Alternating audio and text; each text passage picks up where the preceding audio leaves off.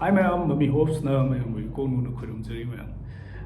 City am nungaiba pau haidare nangai wikito kida lao katat ke adu toge hat ke adu toge na ha do ngasi di ngasi Facebook yang gana sum thengna ru ne ko ma je kai le me da na kai ge khulai pai ba je thadu ga seren ye ma ga nung dang am pai khulai rum ba ne da nungoi pai tal la ja ne aram bai ki maming ga ta ka da dai ti manipur ki tholai ve association me am ji maming ta ga si do jo ku de ai nung dang pai ga ai thabak su ja ru na phare da mai tai da kana ba u ja ro ne khan wa ja ne mo je kan ba ko nong ngan bat de pang tao khian la wang chu nok sa lu hian the na anh nung lang ating pa mabung bo at yun nga ma ka aram ba yo to se a ki to len ti da na le siya ka bo eh kisulungang do di uda if a tiger is asleep don't wake up ai de ngasi jam nungai ba ma kaino de 25 sida ishwar gi sewa tawruga laiyado numi sida moina kamai to ge da sam da 10 crore muki drugs somai phai ba drugs se adum yol lai ba jane da mamang da ju koina lan thokla kan da di loina tholai ni si news da loina phai adu to ya da to ya sum ba jane mani bu government na ga na wai law wi efficienter ko gi drug ki efficienter se so shampoo do oi ge ni na ha ju se seng ba di chum ba jane am si aram badi am tak te manipur government su fat ta to ba na te hana leiromba sarkar da su dum tainai tainamam thokpani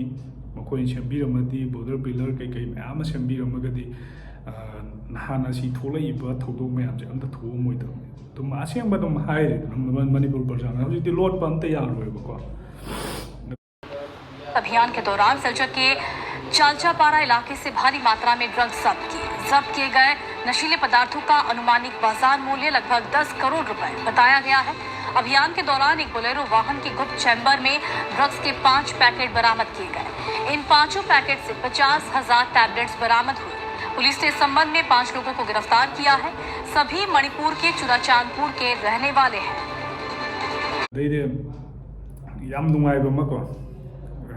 video je sum tum bulak ke ko na sa gi noi ka pe ka na ko ta na ra day 24 na to ba thodu me am je kamai to ge da moi je shaktiman na po ko le ke christmas ki chaning ai dai di cookie kangu moi je chaning ai le drama ne san gum ba moi je dum kai dana dai di o kum kai dana chaning ai le da dai di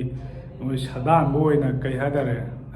moi tei ma sa tho we su pha ra sa ra ge ga na thong wa sa ge ga na khal ma ja ne moi je moi yang pe facebook ta dai whatsapp ta how is moi tei hapsang do yam how is sa ba da na ado akoi na di han tak se kai noi ga na gift boy na pi gi ba ne ba moi 83 ra 84 ro gift boy pi gi christmas ki ada de kai tho sa bi ro na sa ni ngai le do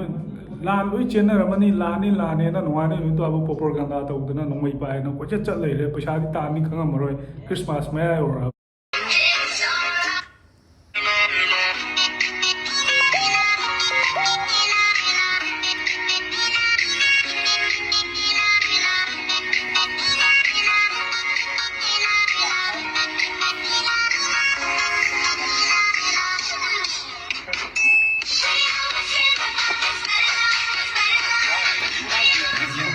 Christmas, New Year, Christmas, bye bye, kai yura nina taningai le taduna adugi nungai tabai sum pibi bani da noida khaba warau no adugi khangwa noi nasagi do dum cha jo no pi ne adu amo kaino aremba le bra na mu khun da changa ga mung no mai ka tawgi ama tawdugi tawri da no je san gum ba le bro o kum ba le bra na adum chang chalu ya ni chang chan bio dum ya ga ne wa na ma'am si ai giờ ga manipur kang li cha ima na ye fere si ai giờ ma'am dai ko ma ko ram jari thang da video nuai ba ma'am ma pho ke ma'am sum usar ke ma thang su sum hai na dum na to bo oi jar ke pho ma'am ma pro ko na bu su ko na si bye bye.